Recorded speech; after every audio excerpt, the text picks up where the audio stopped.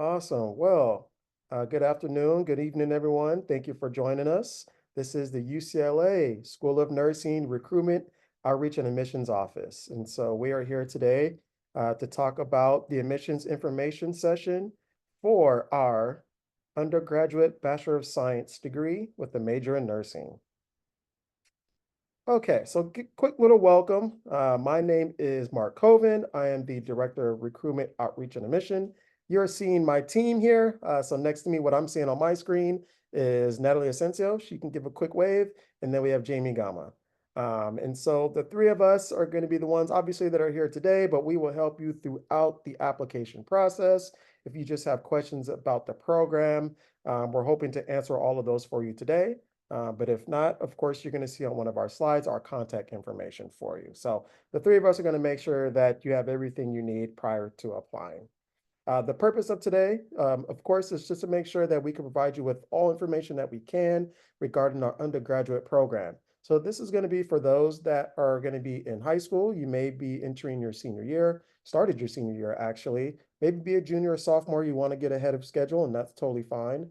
And we also are going to talk about the transfer program as well. So if you are at a community college, or if you may be at another university and you're thinking about transferring, please stay with us because we're going to talk about the program in entirety. There's going to be some overlap pretty much in terms of the application, the requirements and whatnot. Those are all going to remain the same. The only thing that's different for transfers is going to be prereqs and whatnot. So we'll make sure to go over those for you. Again, this is a pre-licensed full-time program. And so what we mean by pre-license is you're going to be applying and you're going to be entering the UCLA School of Nursing without your RN license, okay? So you're going to go through our program to ensure that you're going to graduate, you're going to earn your degree, and then you're going to take the NCLEX to receive your RN license, all right? So that's why we like to call it pre-license. Okay, so as we continue moving forward, I do want to show you guys a quick 2-3 minute video of our simulation lab.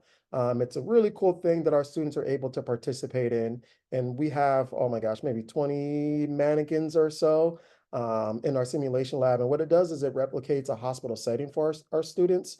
So they can, before they actually get into the clinical setting, a real clinical setting, I should say, this here mirrors what the environment is going to look like. So what you'll see here is our mannequins, they talk, they bleed, they give birth. So obviously they simulate everything in terms of what they'll be saying. So I'm going to do a quick new share and show you this video that we're seeing on YouTube. So give me a quick second here. And I should already have it up and available. It always wants me to do that. I'm going to do this. Good morning, how are you? Good to see you this morning. Do you have the discharge instructions? Yeah, I'm just going to pass off, and Nora's going to be taking care of the discharge instructions. I'll be the nurse taking care of you today. We're going to start an extra line on you. Here at UCLA School of Nursing, simulation is a very important piece of the training. It takes a student out of a lecture hall and puts them more into a clinical setting. We have mannequins that have ability to mimic a lot of different patient aspects. They're able to breathe, their chest rises, they have coughing, wheezing, lung sounds, crackles. A lot of the higher tech mannequins actually sweat. We can change their pupil sizes, and by computer we also can change any vital sign similar to a real patient. It's a way to get the students more engaged and to get those clinical experiences such that they don't have to actually practice on real patients. ICU simulations are to mimic the environment in an ICU, to add some extra stress, to add some extra equipment that the nurses have now been trained on, and then depict some kind of event that would be typical for an ICU and see how they can react to that event and intervene to make the patient better. There's a lot of instances where things happen right away, you have to respond right away. It's been able to help me practice my emotions, help me practice how I deal with things. What's great about simulation is that the student actually gets immersed into a situation. When they get to the ICU environment, it's not foreign to them. The leadership simulation that we do is done for senior students who are nearing graduation. We have 5 patient beds with mannequins simulating an actual clinical floor. You come in and your nurse will give you maybe like a fast report. They have to go somewhere. He's a 60-year-old male that was admitted several days ago for an exacerbation of his asthma. You go to your patient rounds and you go, first patient, okay, you check on them. How are you feeling? Like dizzy? But then you hear like a bell from another room. Okay, I'll let her know. I'll be quick. Okay. The goal is to give them a little bit of stress because we want them to be able to think as a nurse and to be able to think on their feet. So Mr. Salter, you're having very low blood pressures. It can certainly be that chaotic during the day, and that's why we have this for practice, to put us in those situations so we can learn how to think, what to do. After each of the simulations, it's really important to come together and have a debriefing. The whole point of the debriefing really is for them to reflect on what they were thinking when they did different things, and then if they would do anything different, how would they do it different? It's really helped us boost our confidence and also helped apply everything we learned in the books to what we see in the real world. The goal of simulation here at UCLA is to send students out into the clinical world more prepared and better able to tackle some of the more difficult types of cases that they're going to come upon.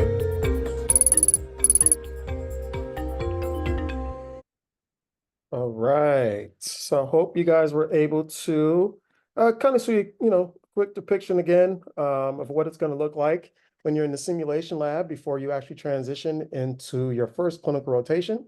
We'll talk a little bit about how that works as well moving forward.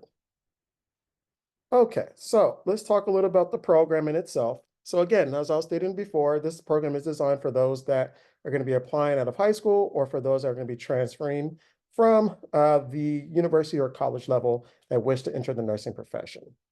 So it is going to be a 4-year full-time program that's going to be, again, for those that are wanting to enter as freshmen. The first 2 years are going to be pretty much completing your general education courses. There are some nursing-specific classes that are going to be built in within those 2 years, but the last 2 years is where you're fully going to immerse yourself within the nursing program. For transfers, though, this is going to be a 3-year program. So it's not going to be the typical 2-year program that you may think about or maybe heard about. As of now, it is going to be a 3-year program. And in the next few slides, we will talk about what that looks like. So you'll see a sample course sequence for those that enter as freshmen and well as those that enter as transfers. For those that are familiar with UCLA, we are on the quarter system. So we do work a little bit faster than those that are on the semester. So for every quarter, it is 10 weeks, whereas for a semester, it's about 16 weeks long. So if you are thinking how long is it going to take it the full duration of the program, it'll probably be about 14 quarters for those that enter as freshmen, and then 10 quarters that for those that end up coming in as transfers. Another last bullet is probably the one that you're looking at now in terms of how many students we admit per year. So moving forward for the fall 2025, our goal is to admit 30 freshmen as well as 20 transfers. So it is a very small program that we have. We have probably a total of about 600 students that range from our undergraduate to our graduate program. So we're a small program, a small school of nursing, but we are very mighty. Okay, so speaking of that, let's think about why UCLA, right? And so with the three, in terms of the combination of community and resources, we feel this is what makes us a top school. And so I love to give this example. I'm not sure if people have heard this before, but when we talk about community, we're thinking about if you've ever stepped foot on campus or in Westwood, you could tell that UCLA is pretty much its own community within the Los Angeles County or within the Los Angeles city. And so what do I kind of mean by that? Again, if you step foot, you know that Ronald Reagan Medical Center is right here on campus. It's the #1 hospital. I think about almost 20 years running. There's a current banner, I feel like I just saw it the other day, right in front of the hospital that says #1. And I believe it says for the past 20 years. So that's pretty amazing. Besides the hospital, of course, we have our own police department for safety, for campus safety. We have transportation. So we have bus lines, we have vans, we have everything you could think of that will take us, students, staff, faculty in and out of campus. We have in the village, what we like to call it, or in Westwood, tons of places for entertainment, if that's food, if that's retail, or whatever the case is. So there's a lot to give in terms of what UCLA has to offer for our students. And so if we were to kind of flip it around a little bit and say, hey, now what does the School of Nursing have? for our nursing students. We also like to say that the School of Nursing is its own community, right, within how big the UCLA is. As you heard me say that we have a little over 600 students in total, we are a small program, but we have tons of resources for our students. And so what do I mean by that? One, we have our own Director of Financial Aid, who is Leonie Thomas, and you'll see a quick video from her before we end today's session. She will talk about scholarships, financial aid, how to apply, and all that great stuff. So the good thing about that is our students know exactly who they need to go to when it comes to those sort of things. You're not going to have to go to upper campus, put in a ticket and then speak to someone who does not know who you are as a student. We also have a faculty advisor. So of course, you're going to have your own faculty advisor. You're going to have your own student affairs counselor or advisor as well, who's going to help you throughout your 4 or 3 years as you're here on campus as a nursing student. We have our own mentorship program. So what we like to do is match up a first-year student with a second year. So you're going to befriend someone, straight off the bat for someone who is pretty much going through everything that you will be going through as they are a year ahead of you. So they can pass down scrubs, books, notes, tell you what professors are harder than others, which ones you may need to study more than others, and all that kind of good stuff. So we have that. We have specialty coaches who are individuals who have gone through our program, who like to come back and help. I can go on and on. We have partnerships through UCLA if it has to do with tutoring, if it's for those with learning disabilities or whatever the case is, right? So we have everything here on campus to ensure that our students are going to be successful. And we do believe that's what makes us, one of the top schools. Obviously, number one in terms of the public school, but then also one of the top nursing schools, and that's by US News and World Reports. Okay, so some of the goals of the program, what we're seeing here is we want to educate and provide a new workforce of RNs, right? So that's first and foremost. It's almost kind of self-explanatory as well, but we just want to make sure that we're hitting the same guidelines that is required by the California Board of Registered Nursing to ensure that our students are going to be able to be clinical leaders, right, in any type of healthcare setting. And so with that, we want to make sure that our graduates are going to be able to deal with high-tech and high-acuity healthcare settings. And so what we mean by that is we want to be able to send our students to, not only magnet hospitals, but teaching hospitals, right? So they're going to be able to get the best experience as they're doing their clinical rotations, right? So not just getting the best, kind of education through the coursework, but then also through the clinical experience as well. So what you're seeing here are logos of some of the hospitals that we're partnered up with. And these are going to be hospitals that we're going to be sending our students to. So not limited to the ones that you're seeing here. We just probably couldn't fit them all. But we'll send our students anywhere down the 405 South, if you are familiar or within the LA area, and all the way up north, 405 North, that is, to Northridge, which is Dignity Health, right? And anywhere in between. So of course, we'll have you, you as a student, go to UCLA Health, if that is through Reagan or Santa Monica. There's Cedars, which is towards the Beverly Hills area. The VA, of course, so we have one right here in Santa Monica. There's CHLA. There's Good Samaritan. There's also Kaiser, which I don't believe is on here, but we also have a Kaiser rotation as well.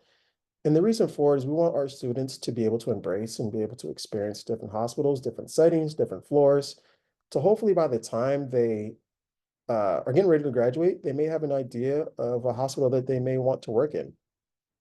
Of course, we're going to have students from all over California or outside of California. So there are going to be instances where someone may want to go back home and will get hired at their local hospital, and that's totally fine as well. Our program is going to prepare our students to be able to take the NCLEX and get their RN license in any state, right? So that's the first thing. But of course, if they do see a hospital here that they like and they want to apply for, majority of our students do end up getting employment through the hospitals that they do their rotations. Okay, so here's just some kind of School of Nursing enrollment trends that we like to show, and just to pretty much show how diverse our students are. As you're seeing, we're only admitting, 50 students. I think last year we made about 60, but just to show you that our students are pretty diverse, and what we want this to do is to match what's looking like in terms of our community and what we have here in Los Angeles. Of course, we're just showing this, but it's not like we are looking to try to hit a certain percentage or a certain goal. But it just comes out that the top students that end up being reviewed and are admitted, we go back to kind of see who they are, where they come from. And we are pretty pleased in terms of what the diversity looks like. Okay, so in terms of student life, here are on the right, just some of the logos again of our student organizations and what our students participate in. And then on the left are just some of the names. And so we have students that as they enter the program, if they identify with any of these that they feel is pretty much who they are, of course, they jump in and they participate in our student orgs.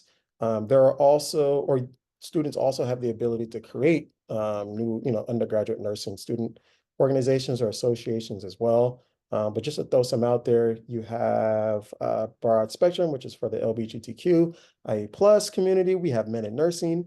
As we know, right, nursing is a female predominant kind of profession. So we're going to probably receive more females or those that identify as female in our program. But we have males all throughout our undergraduate and graduate programs who are participating in Men in Nursing. We have LANZA, which is for our Latinx, PANZA, which is for our Pan-African. We have our Asian Pacific Islanders, which I should have listed on here, but we don't. But we have pretty much everything in terms of what hopefully someone would identify with and be able to participate in. Okay, so let's talk a little bit about the clinical experience, because I know this is something that interests people, especially if they're thinking about nursing. It's like, all right, when can I, finally get my hands dirty, get into some patient care and whatnot, right? And so what we're seeing here is, if you remember, as I stated a little bit earlier, that if you come in as a freshman, your first 2 years are where you're pretty much going to be completing your general education courses. There are going to be some, again, specific nursing courses that are going to keep you immersed, right, as a nursing student, keep you involved. But it's not going to be until your last 2 years where, again, you're fully diving in as a nursing student. And that's where you're also going to be starting to do your first clinical rotations. So again, for those that enter as freshmen, it's going to be year 3. Now, for those that are going to be thinking about entering as transfers, again, remember it's a 3-year program, but you're going to start your clinical rotation in year 2. So in essence, you're both going to be completing the last 2 years of the nursing program, and that's where your clinical experience comes in. So as we, again, are remembering that we're on the fall quarter, we're going to start fall quarter with fundamentals in Med-Surg A. Winter is going to be Med-Surg B. Spring is going to be Med-Surg C.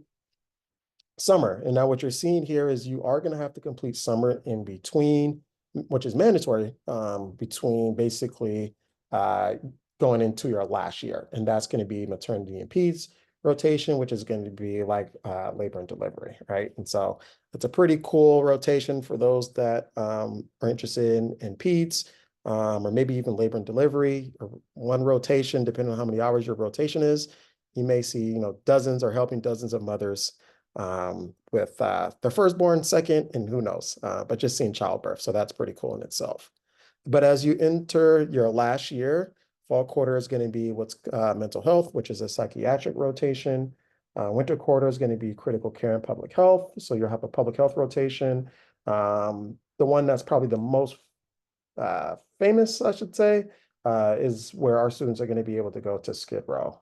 So for those that may know what Skid Row is, it's a really heavy populated homeless area down here in Los Angeles. And so we like to provide health for those that are there. And then what you'll end up doing is you'll finish the spring quarter, which is the last quarter of your undergraduate career, doing immersion. And so immersion is where there's going to be no more classroom work. But what you'll end up doing is you'll be simulating what it's going to look like, upon graduating and getting hired, in terms of what it's going to be like to be a nurse, right? So you'll have your preceptor, which is someone who's already a nurse, who will be helping you. You'll be shadowing and kind of helping, obviously, with the hands-on work. But you'll be simulating, right, like that 12-hour shift.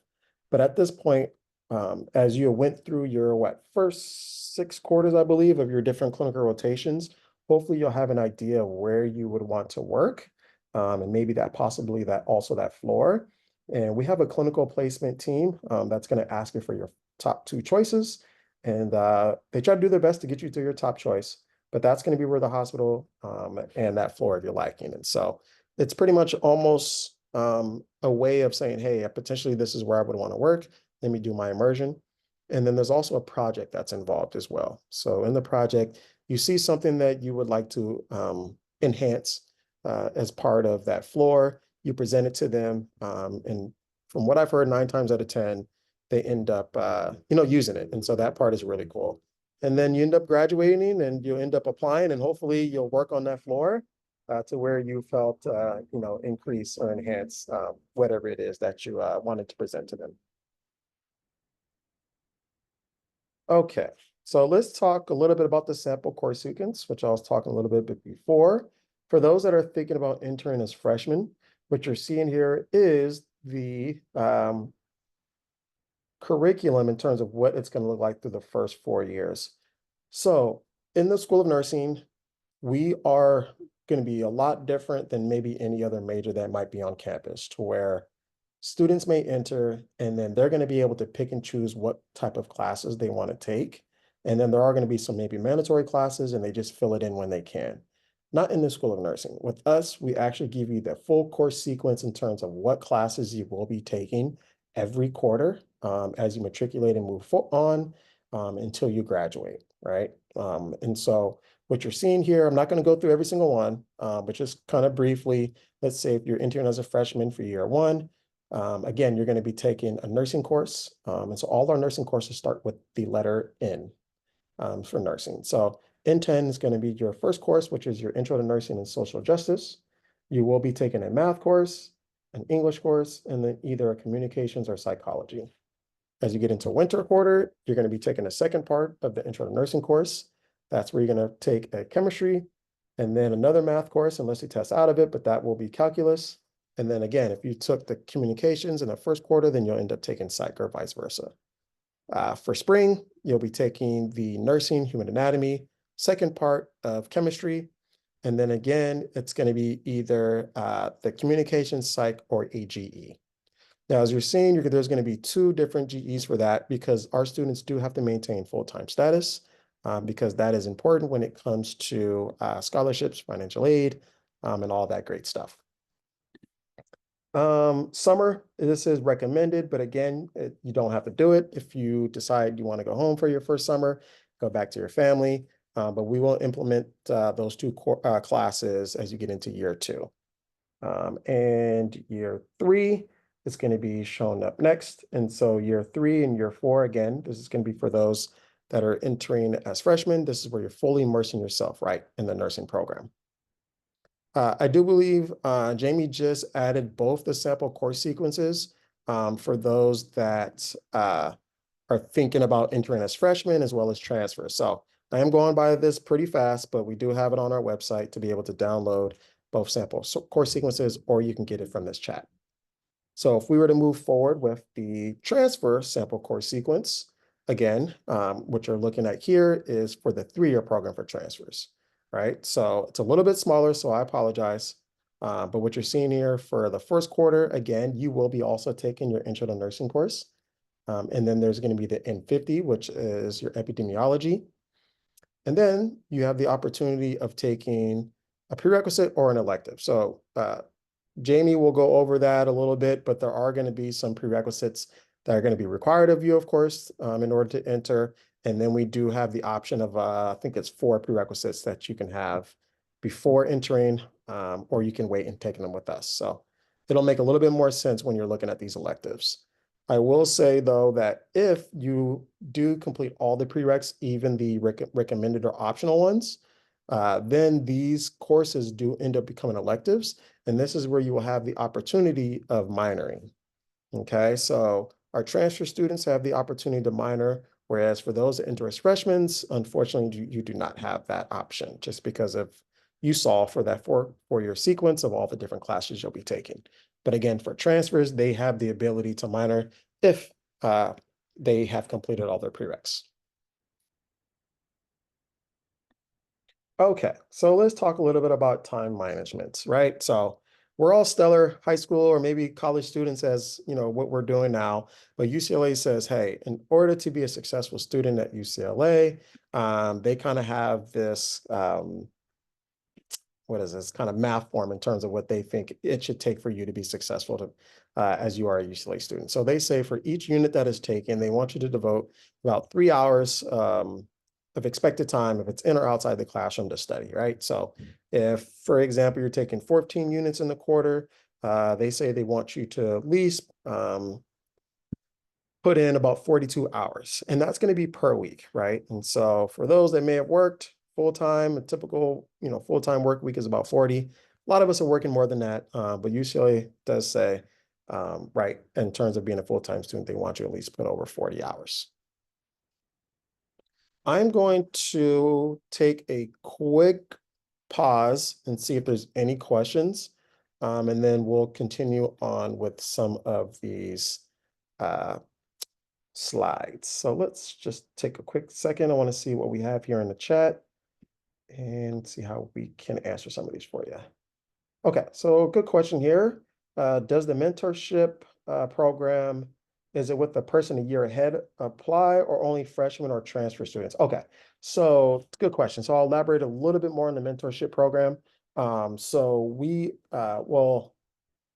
we're revamping actually the mentorship program. In years past, we would automatically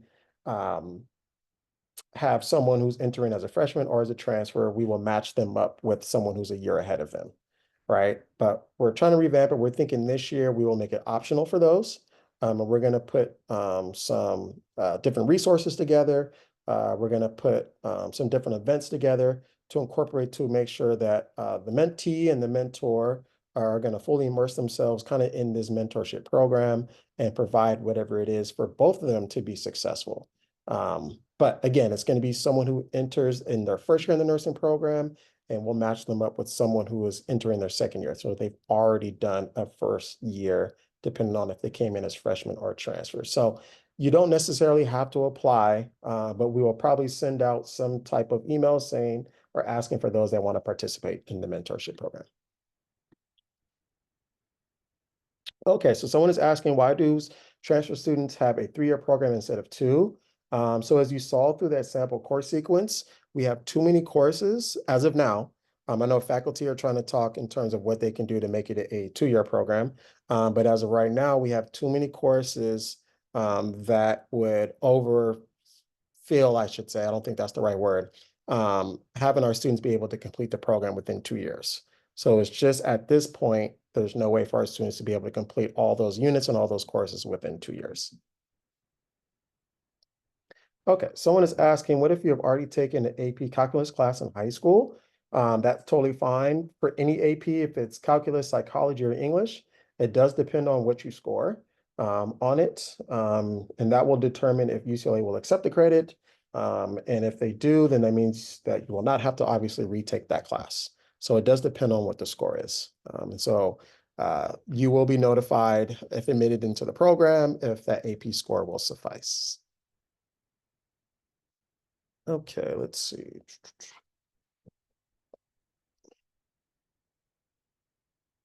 Okay, so no one's asking, this is a really good question. If you're a freshman and you have 30 dual enrollment credits, can you then get a minor, or would those credits just be potentially reduced to your overall time to degree completion? That is a really good program or question. The way, again, and it kind of sucks as I'm going to continue kind of saying this. So our nursing program, as you saw, again, the way our sample course sequence is, you have to take one course in order to take the next. So even if someone transfers in 30 units, it's not going to decrease the amount of time that it takes to complete our program. That may be the case if you entered as a psych major, a sociology major, right? You may be able to transfer in and already be sophomore standing. It's just not the case within our nursing program, because in order to get to all of the nursing classes, you have to take the N10, right? You have to take the N20, you have to take the N50. And so you're not able to take all of those at the same time. So there's a sequence in terms of how you have to take them. So unfortunately, if you come in with all of these units, the university can accept them, but it's not going to decrease or reduce the overall time of completion. You may be able to minor, right? Again, if you've completed some of those GE courses, right? If you've completed GE courses, you could potentially minor if you come in as a freshman. But again, it's still going to be a 4-year program for those that come in as freshmen. So hopefully I was able to clarify that.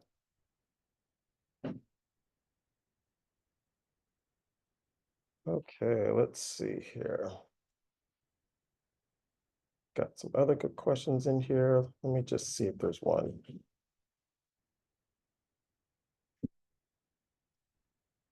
Okay, someone is asking another question in terms of chemistry credit for AP.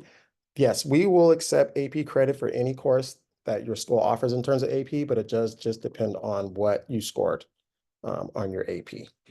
If you guys have any questions on that, the university does have a link. If you just go to UCLA.com, if you type in AP scores, they will then direct you to the link in terms of what you would need for UCLA credit.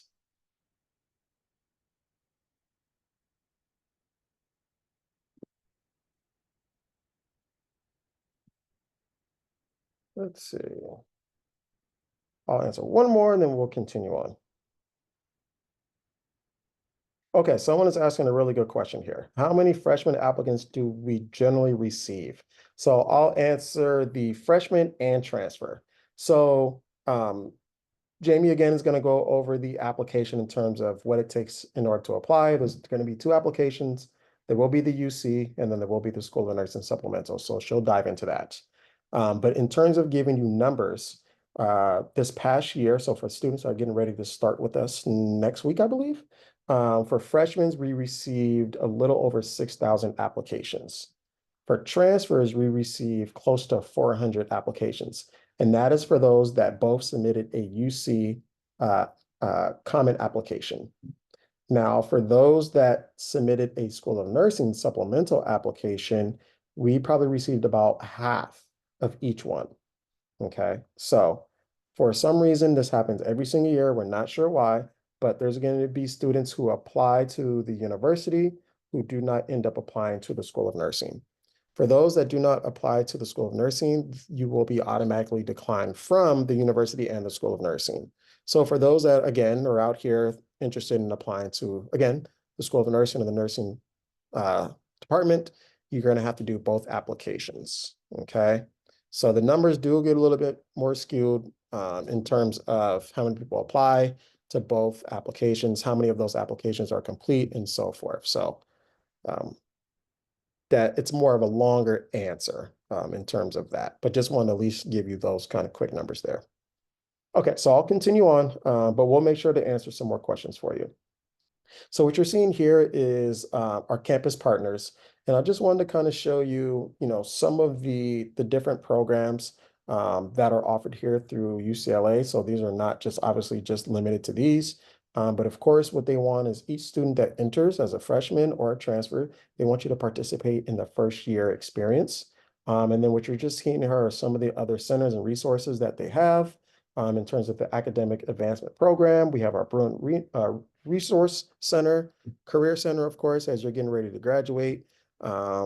We have our Center for Accessible Education.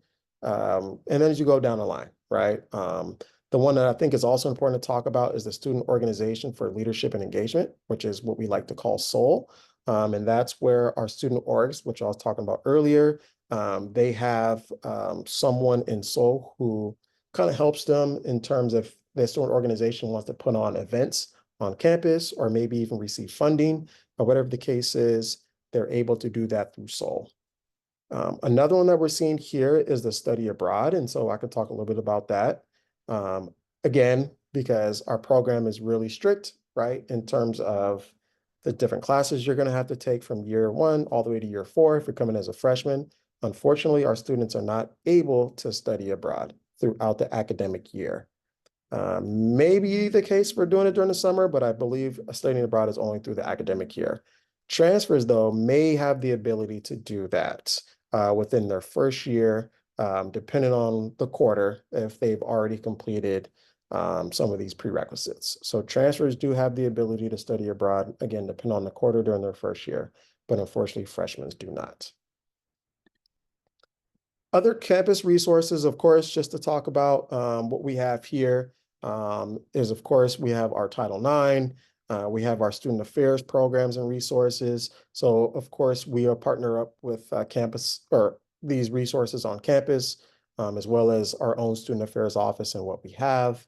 You're seeing some other kind of additional campus resources, right? So this first one you're seeing here, right, is supporting nursing mothers at UCLA. So that's something that we help put together. You're also going to see some of the other training opportunities as well. So we have tons of things in terms of what we're going to be able to do, right, in terms of collaborating with our campus partners across UCLA. Oh, if we're thinking about campus housing, I do believe our students are getting ready to move in this weekend. So it's going to be pretty fun / hectic this upcoming weekend. I think they actually probably even start tomorrow. And so they'll be moving them in throughout the whole weekend. So we like to call it Up on the Hill, but it's kind of the heart of the campus. And this is where a lot of our students have a good time, right? In terms of this is, their first time if they're coming in as freshmen or transfers, probably being away from home and meeting new people. And there's a lot of cool events and things that go on in terms of our campus housing. To speak a little bit more about that, students that enter as freshmen, they are guaranteed 3 years of housing. And for transfers, they're guaranteed for the first 2 years as well.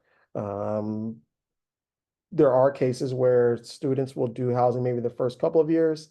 They get acclimated within Westwood, and they, may want to do off-campus housing or get into an apartment. So that is the case as well. But just to let you know, the university does guaranteed housing for you. All right, so UCLA financial wellness. So here's just another thing that we want to show you as well in terms of being able to support our students. Of course, you're going to be supported hopefully by your parents or guardians, but also we just want to have our students be able to have the opportunity to have their own financial wellness, right? And in terms of empowerment as well. Okay, so I'll pause really quick before you start, Jamie, to see if there's any questions that I can help answer, and then we're going to go through the application process. So let's see here. Okay, someone is asking, what is the median GPA for students admitted directly into the program? So for those that enter as freshmen, the weighted GPA is about a 4.2. And for those that transfer, it's about a 3.8. So those are the GPAs for about both. And that's typically what it looks like from year to year. All right, another good question. How important are science classes taken in high school for college admissions? Do advanced science classes increase a student's chances of being accepted? So taking advanced science classes does not increase your chances of being accepted, but what it will do is enhance your success while being a nursing student, right? So if you've taken, chemistry, biology, whatever the case is, even if it's AP or not, you will be ahead of the game maybe compared to someone who may not have taken it for the advanced classes, to where when you're going to have to take those chemistry series or the life science series, it will help you out. So is it important to take it? Yeah, I would say yes, it's important. It's not required, but I think what it'll do is it'll just enhance your success once you are a student.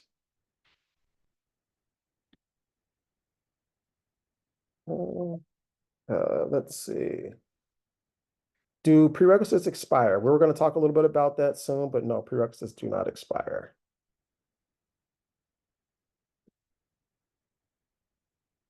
Let's see what else.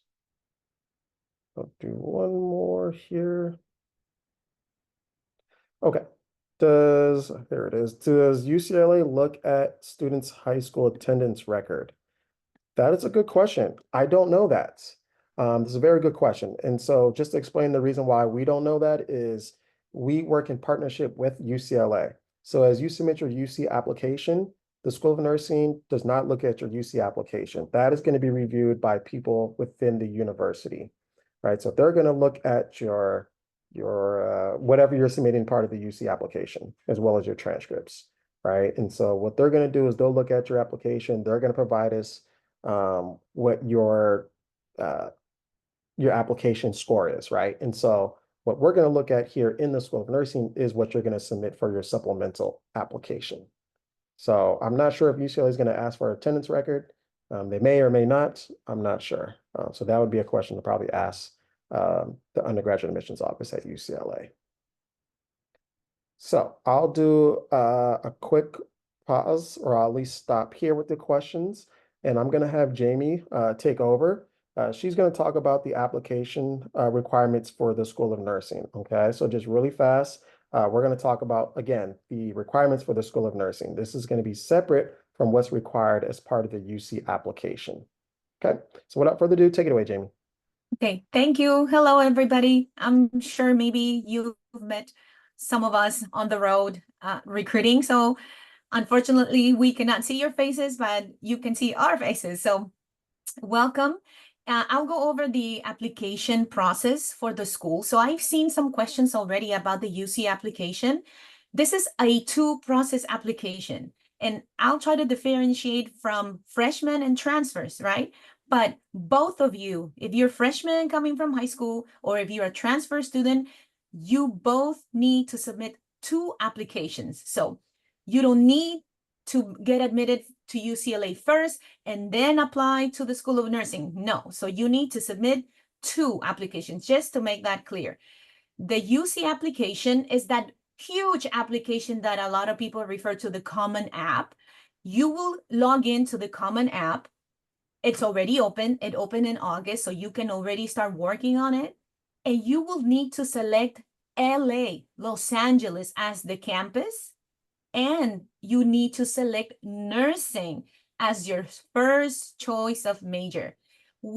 Unfortunately, we cannot be your second choice. If you do not put nursing as your first choice of major, guess what? Your application will not be reviewed for the nursing major. So if you decide to go undeclared, or you select, I don't know, psychology, and then you put nursing as your second choice of major, you will not be considered. The bad news is that if you don't get into nursing, you will probably not be able to change to your alternate major later on. So I know that's a downside, but because this is such a major, so popular that a lot of people apply, we have to be your first choice. So once you submit your UC application, right? You did your insight questions, you did everything. So just so you know, inside information from UCLA, they will score your application, right? But they're going to look at your extracurricular. So for high school students, they're going to look at everything. We don't know how they do it, really, because we don't have access to that application. Okay, so they give you a holistic score from 1 to 5. This is only for freshman high school students. They give you a score, they score your application. We don't even see your high school transcript, so we don't have access to seeing those in our office. So you will be reviewed by UCLA first.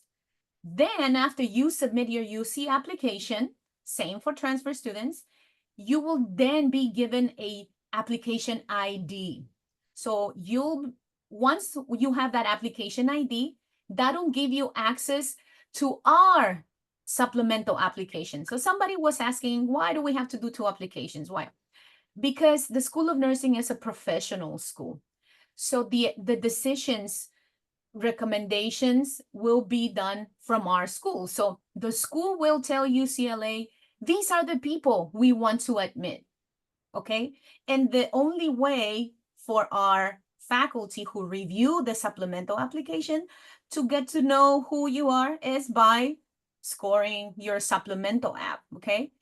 You will not get access to the supplemental application right away.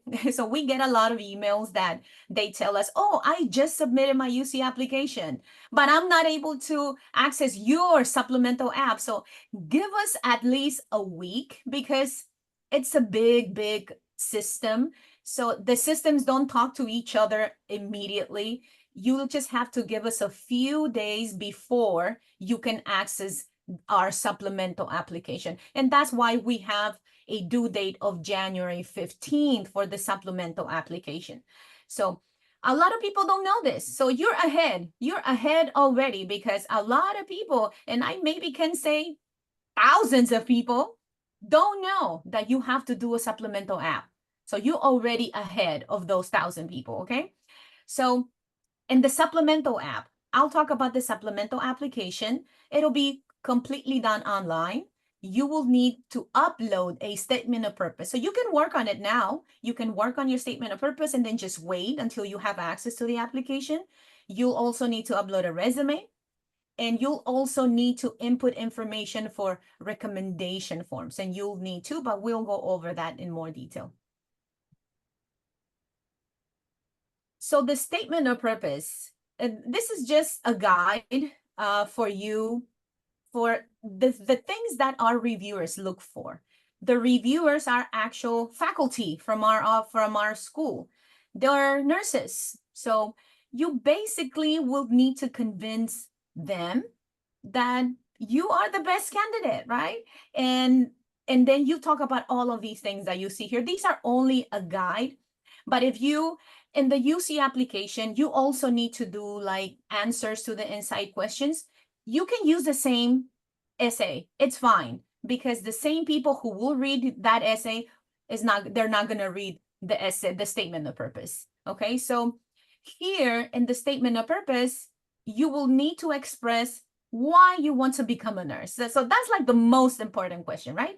And we need, well, not we need, but the reviewers would like to see that you're serious about this, that you're serious about the nursing field, and then you write from your heart, right?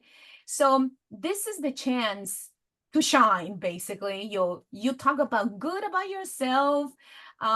You talk about your goals for a nursing career. If you have like an ultimate goal, a lot of people know that they want to teach, or they want to do research, or they want to become a midwife. A midwife, it's a nurse who actually earned a master's degree. So if you know what you want to be, by all means, you can talk about it. But also, you also need to get super personal so that reviewers get to know who you are. You can talk about if you know to a second language, so you can describe your level. You can talk about multicultural experiences, challenges. A lot of people don't think that talking about challenges will help them, but in this case it will, because remember, this is a public school. They like to see challenges or adversity, like first generation college.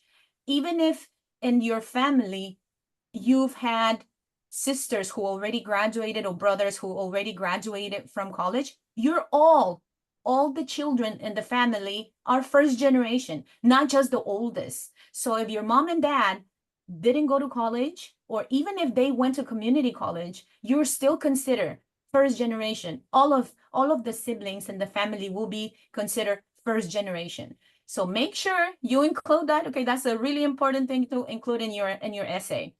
If you have or overcame specific hardships, and that could be, for example, I live in South Central. Yay. So if that's a disadvantage, because it's a tough neighborhood, right? So you can talk about it. If you grew up in a, not so nice neighborhood, you can talk about that and the challenges about money. It can be financial, education. So any challenges and hardships you can include here, but also the accomplishments, remember? And also the leadership activities. So it's a lot to include in 3 pages, double spaced. But I'm sure you're all good writers. So this is the only way that the reviewers get to know you, because somebody else was asking us about TEAS exam. No TEAS, no testing. Even if you take it, we will not see your results. UCLA dropped the SATs, as you already know. So this statement of purpose is the only way you're going to stand out, along with your resume and your recommendation form. So this will all come up with the ranking, okay? And these are the recommendation forms. You will need a total of 2. You do not need to ask them right now for a written letter and upload it into the system. No. The system will do that electronically. All you need to do is, when you're in the supplemental application, you will enter the person's name and contact information. So you'll need to enter their email, and make sure you enter the correct email. We've seen a lot of people that misspell the emails and they never get to your recommender. So that's super sad, right? Because we don't know the right email, and we might have the time to let you know, but what if we don't, right? Because we have tons and tons and tons of applications, but we'll do our best to inform you. So you need 2. You can pick a counselor, a teacher, or a person who supervises you in any capacity. So just make sure that if you choose like a mentor, because a lot of you might have a mentoring relationship with someone, they don't know you since you were a kid. Because when there's a question there that they're going to ask, how long have you known this applicant? And sometimes they write it out and they're like, well, I known their family forever and I'm a family friend. Oh, so that actually hurts the application. Okay. That's why we have to make sure that you don't choose any family or personal friends. So mentoring relationships could fall into the personal friend category, but you will not get any extra points if you choose somebody in your family who is a nurse. But some people do that too. So they think that they're going to get extra points for choosing someone who is a nurse, even if it's like a family friend. So basically choose the people who know you the best. So they're going to write the best things about you. They're going to write outstanding. So this is actually a form where they rank you in different areas. Okay. You will have to choose the people who are going to say outstanding, not the I don't know category. Okay. They also have a section to enter comments, and they can do that. We don't see horrible comments ever, but we see some general comments. They also have a choice to upload a written letter. They don't have to, but they can.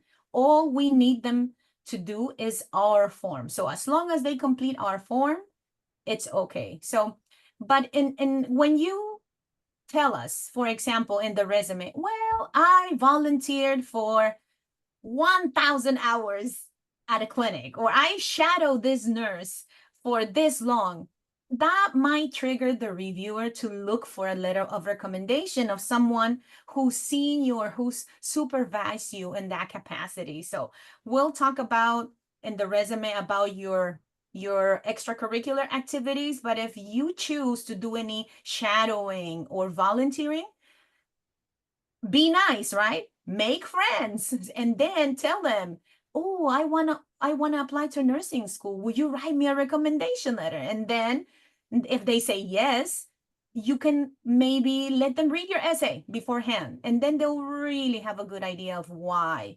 you want to become a nurse. For the resume, I know for a lot of high school students, we see resumes that are super short.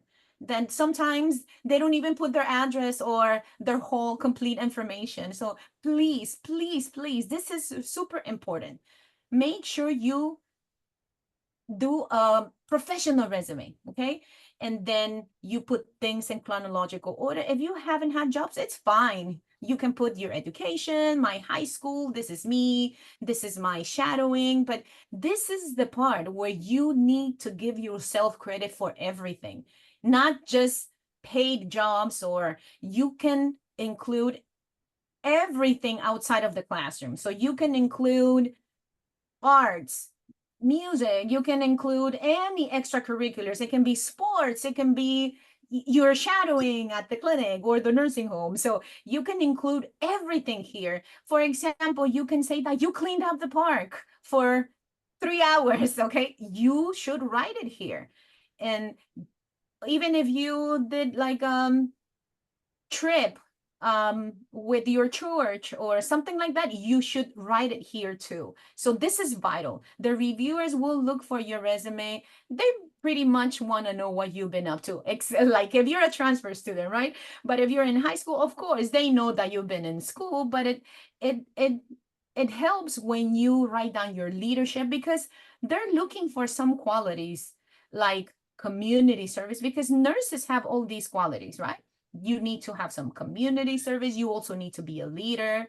So let's just hope that everyone here is nice and compassionate, right? But that's not what nurses are, because nurses are scientists, and they're voices, and they're in Washington, and they make policy changes. So, and they're scientists too.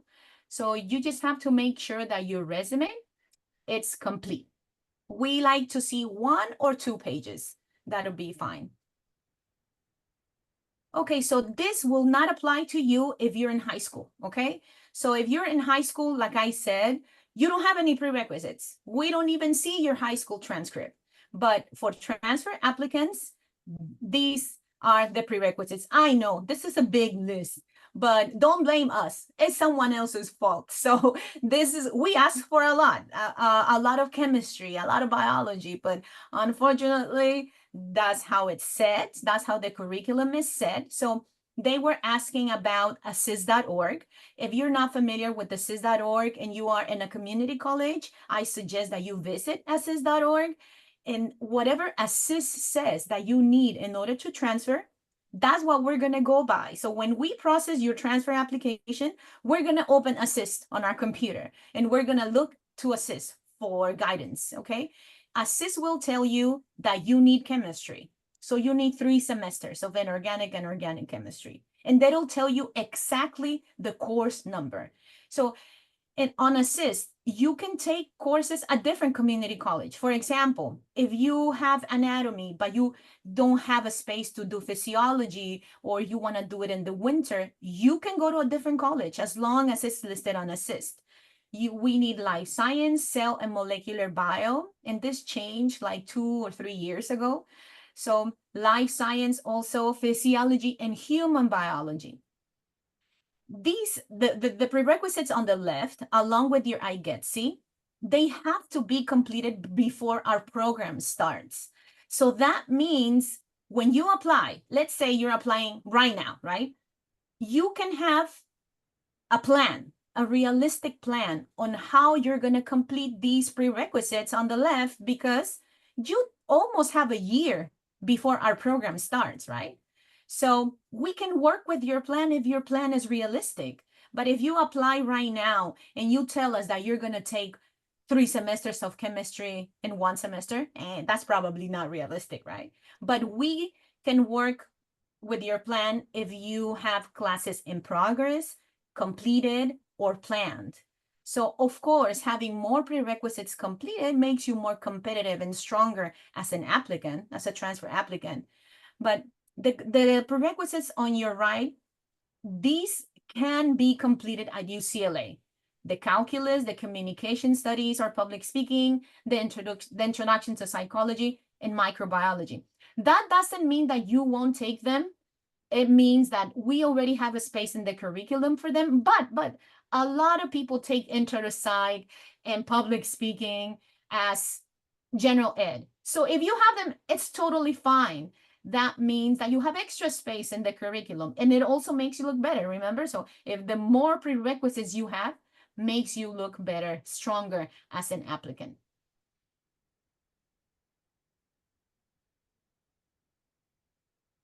Yay, that's us. And these are our email addresses.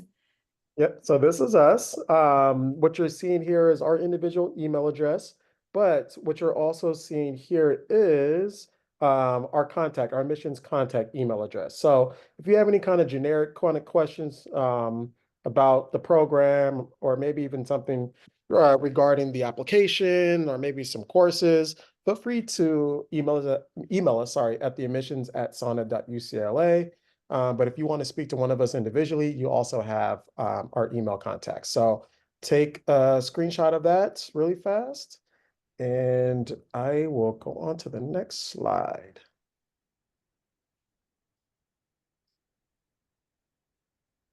All right. So I'll go ahead and finish it off, Jamie, because I think this might be the last one. So again, just kind of like Jamie was saying, you're going to have to submit your UC application by November 30th. And then remember that the supplemental application is going to be due January 15th. Okay. It's not first come, first serve. So as long as you meet both deadlines, you'll be good to go. But just like Jamie was saying, we know you're going to be spending a lot of time at your UC application. So we didn't want them both due at the same time, right? So that's why we wanted to give you through the holidays to work on our supplemental application.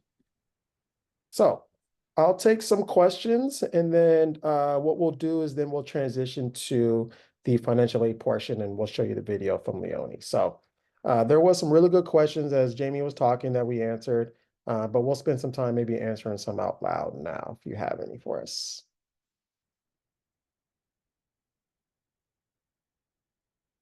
Okay. Let's see. Are classes that are taken this fall considered in progress, or will the transcript for this fall be submitted? Okay, so that's a good question. So there have been some questions about like, can you apply with courses in progress or courses outstanding? So yes, you can apply if you have classes in progress or even courses outstanding. In the supplemental application, we'll have you fill out kind of like this document, or I think you upload your unofficial transcripts and then you either complete a document or will complete it in the School of Nursing, and we'll look to determine, what classes you have that are still in progress throughout the, let's say, spring semester, or even maybe summer semester. So you can have that outstanding or in progress. We just want to make sure that you'll be able to complete them before you start our program in the fall. So in terms of the fall's classes, because our application is due January 15th, you should have completed your fall semester. And so what you'll do is you'll submit your fall semester transcripts. Okay, someone's asking, after submitting the application, when will you know if you've been accepted or rejected? That's a really good question. So every year the university will notify freshman admissions in the month of March on their admission decision. And for transfers, it's the following month in April. There's not a specific date. We don't find that out pretty much until the day of. Was when the university sends us all an email saying, hey, we're going to be sending out admission decisions, just, as a heads up. So we don't know that until pretty much the day of, but it's always in the month of March for freshmen and month of April for transfers.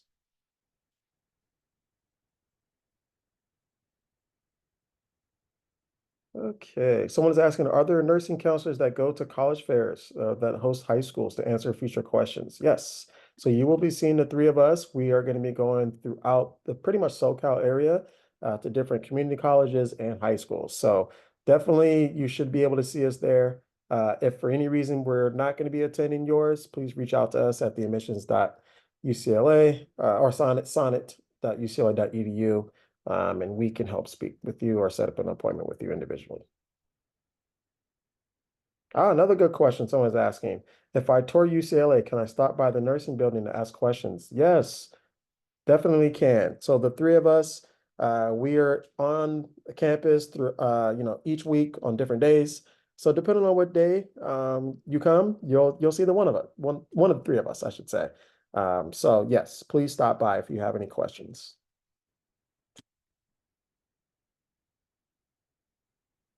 Let's see. Is there a schedule or a location for future visits on our website? So no, not on our website.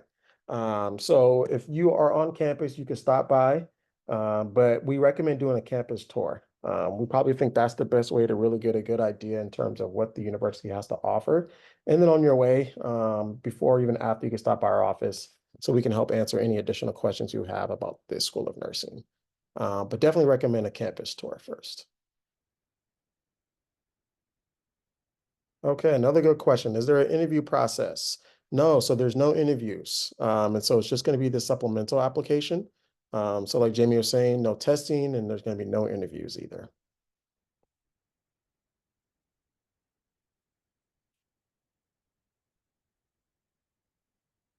Okay. All right, so there's still some questions coming in and we'll be able to answer those. But we're going to show this video. So for those that are interested in scholarships, financially, and so forth, I want to show you this video before we end, or just in case those that are going to have to take off. So I'm going to do a new share and show this video, and then we'll continue answering some of these questions in the Q&A. Give me a quick second. There we go. And bam. Hi, everyone. My name is Leonie, and I am the Director of Financial Aid at the School of Nursing. Welcome to our information session. I'm so glad you have joined us. In this presentation, I will be sharing an overview of financial aid at the School of Nursing.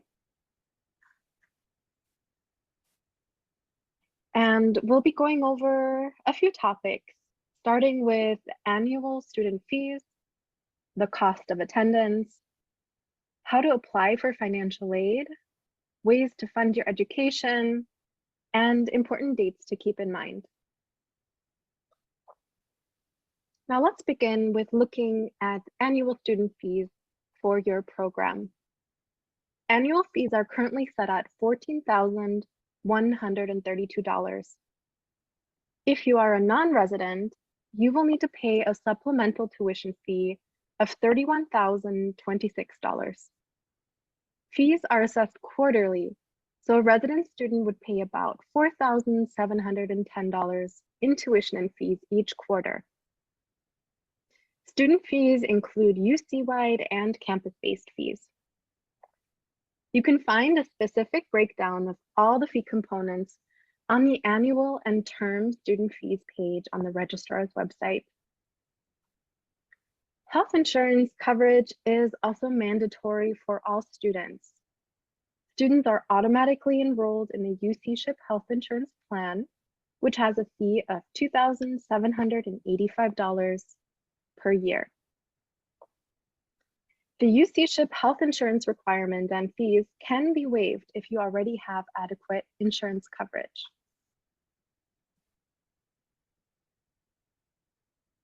The cost of attendance, or COA for short, is an allowance based on educational expenses that students might incur. So this includes direct and indirect costs, and it's also the maximum amount of financial aid that students can receive during an enrollment period. Here you will see in the pie chart the different components of the cost of attendance.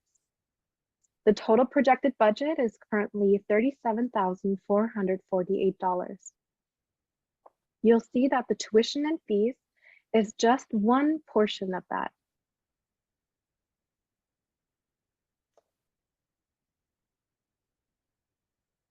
To begin the process of applying for financial aid, you will need to complete a financial aid application. To know which application to complete, you can reference the information in the table on the right. Most students complete the free application for federal student aid, or FAFSA for short. You can apply at studentaid.gov if you are a US citizen, permanent resident, eligible non-citizen, or a T visa holder. Students that are not eligible for federal aid can apply for state aid through the California DREAM Act application.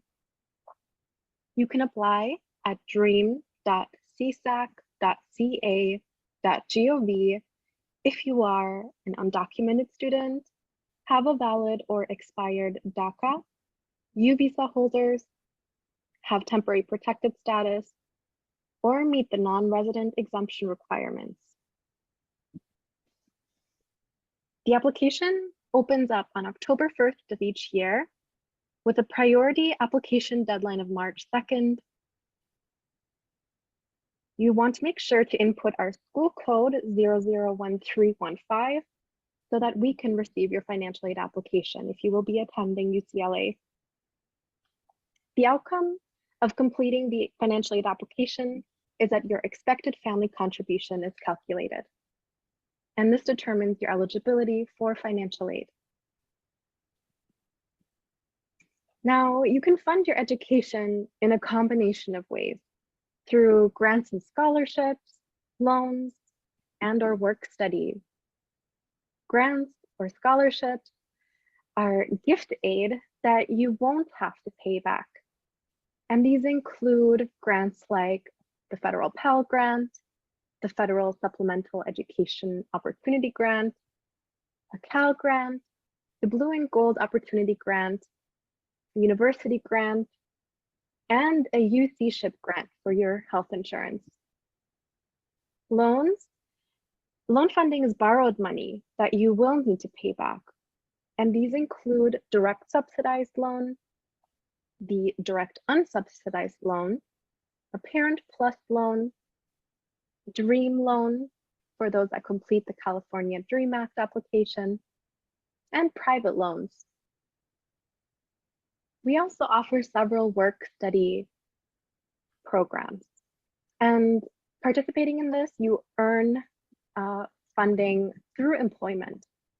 These programs include the Federal Work Study Program, University Work Study Program for DREAM Act applicants, Jumpstart, America Reads, and various community service programs.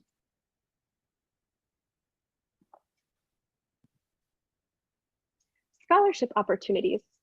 So if you are a newly admitted student, you can complete the UCLA Prospective Undergraduate Scholarship Application. As a continuing student, you'll be able to complete the Financial Aid and Scholarships General Application for continuing students, which usually has a priority consideration date of June 30th. So we always recommend applying by then. We also offer a Regent Scholarship, and this is a renewable scholarship that is based on merit. And we offer a variety of School of Nursing scholarships beginning your junior and senior year. We also always recommend seeking outside scholarships and expanding your overall scholarship search beyond just what UCLA has to offer. Now, before we conclude today's presentation, I would like to highlight a few important dates. So as previously mentioned, October 1st is when the financial aid applications open. You can begin filing your FAFSA or DREAM application as of October 1st. Now we've starred March 2nd because this is a big priority deadline. So make sure to apply for your financial aid by March 2nd. It's also the Cal Grant GPA verification priority deadline. So you want to make sure if you are Cal Grant eligible that your GPA verification form has been submitted. Usually between March and April, your provisional award letter becomes available, notifying you of your financial aid eligibility. And in May, the prospective scholarship application closes.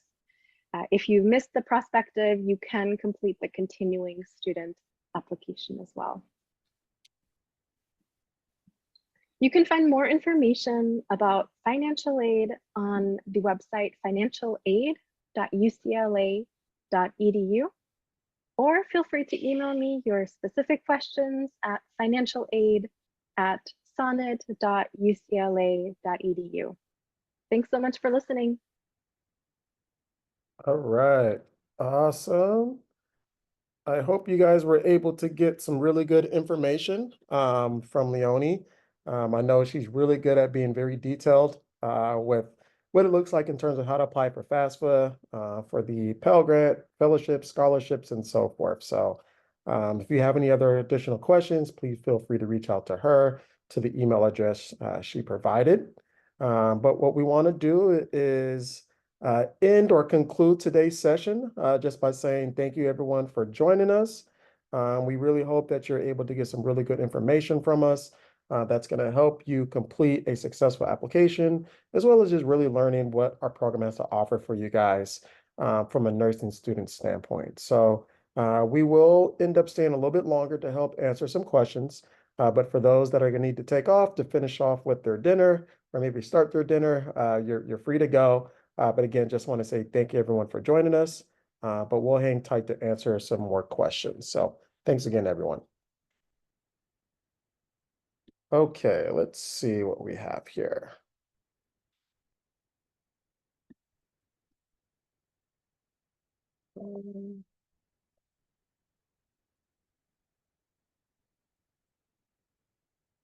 Okay, is UCLA CCCP program recommended to boost attendance chances to the School of Nursing? No, it does not boost or increase the chances of being or getting admitted to our program. But CCCP is a really good program. We participate in it in terms of giving presentations to both the students and the peer advisors. So definitely recommend joining if you haven't, but does not increase the chance. Good question.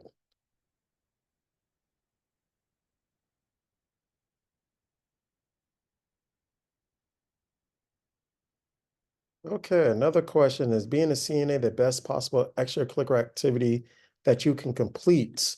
Not necessarily. There is no best. What I can say is whatever experience you're able to get, what have you been able to receive from it?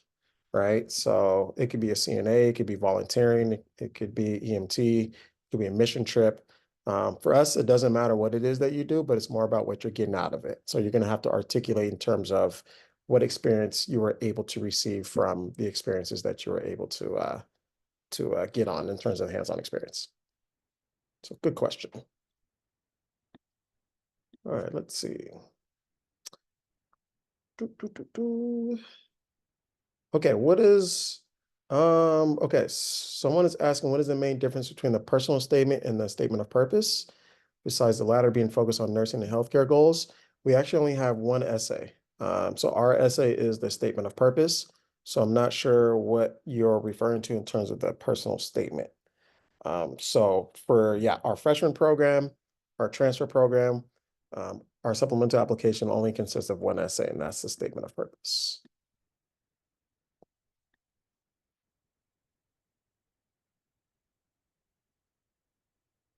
Okay.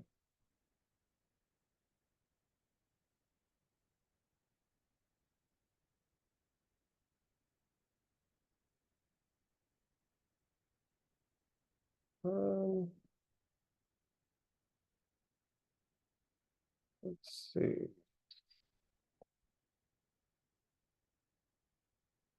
Okay. All right. So yeah, it looks like Natalie's going to answer that. So yeah, someone was referring to, I think the personal statement, you're talking about the UC application. So you're talking about the personal insight questions. So yes, so those do differ, which is part of the UC application that differs from the supplemental nursing application. So like Jamie was saying, we don't look at the UC application, so we don't look at what you write for the personal insight questions or anything like that. We just focus on what you put for the supplemental nursing statement of purpose. You can use the same essay if you want to for both, because we don't look at either one in terms of UCLA doesn't look at the supplemental application and nursing doesn't look at the university. So if you want to use both, you can.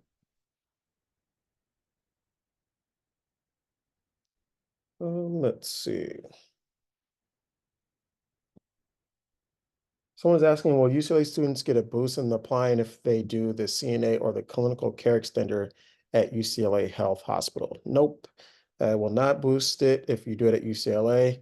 You can do your volunteering at any hospital in Los Angeles, California, or another state. So it doesn't matter if you do a volunteer program with us or another university, or I should say a university hospital or another hospital. For us, it doesn't matter. It's really just going to be about what you're able to receive through your experience. Okay, someone is saying they thought it says for the PIQs and the statement of purpose not be replicate each other. You can if you want. Would it be ideal? I mean, I don't know what the PIQs are asking you. I don't think they're asking you specific things about the nursing program. So I would focus on whatever PIQs that you want to answer that question, and then answer the School of Nursing supplemental statement of purpose question. So can it replicate? It could not. I don't know.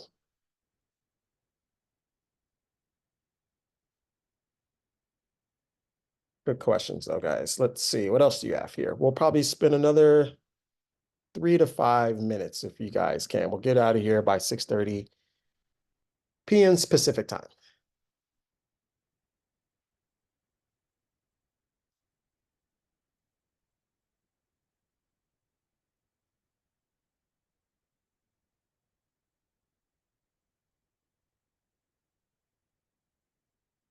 All right, but if there's no more questions, we will end it early, but we're here for you guys. We want to stay here and answer some questions.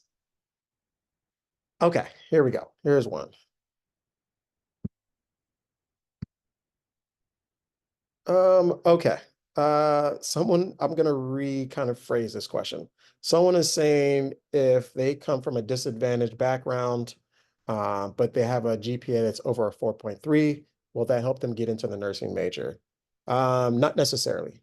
So I'm hoping you spent today's session seeing all the different things that we are looking for in a potential nursing student. So it's not just being from a disadvantaged, uh, area or community. It's not just having a high GPA, right? We want to know why you want to be a nurse. We want to know what type of nurse you want to be, what experiences do you have that is related to nursing, what do you want to do as a nurse, right? How do you want to go back and into your communities or transform nursing science, right? There's a lot in terms of what we look for a student. So it's more than one or two things. We have a holistic approach, right? So we want to know how well-rounded you are, right? What do you do outside the classroom? Are you volunteering anywhere? Are you part of any student organizations? Any other extracurricular activities? Are you playing sports? Are you doing music, band, whatever the case is? So we want to see you as a whole. So yeah, there's a lot. There's not one thing that we look for. And we think that's what makes our program unique in the sense that each student that we admit is going to come from a different background, and they're going to be able to bring from their own experiences into the school, into their cohort, as they move along throughout the 3 or 4 years. So a long-winded answer, but I just wanted to make sure I can help clarify that.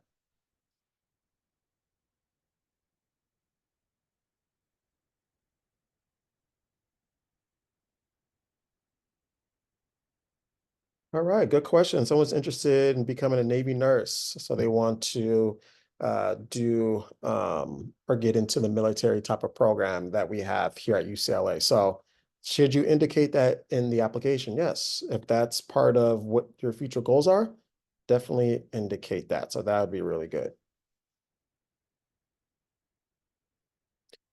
Someone is asking, will this info session be posted on our website? Yes.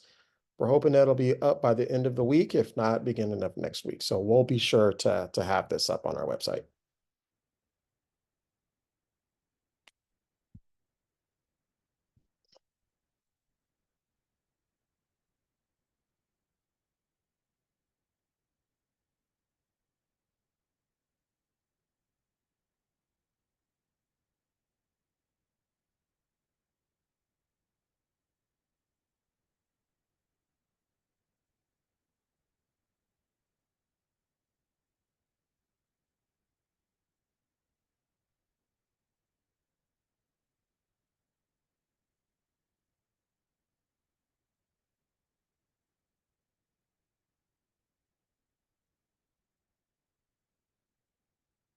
Okay. Still waiting for some questions. All right. Is it hard to apply for a student grant? Are those grades to be maintained? So it's not hard to apply for any grant, scholarship, whatever the case is. So no, it's not hard. And depending on what scholarship you receive, it will provide the details in terms of what GPA is required of you. So to maintain it, that would be on you, the individual.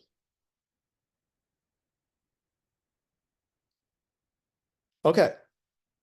So we're going to answer maybe one more. And because we're right here at 6:30, so we'll answer one more. Let's see. If anyone has one more for us, we'll go ahead and answer it.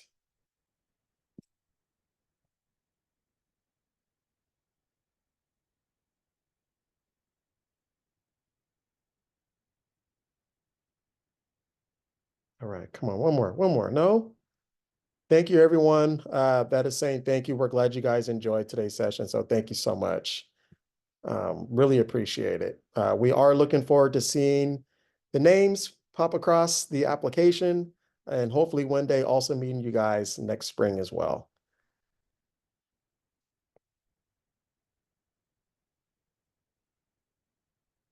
Let's see.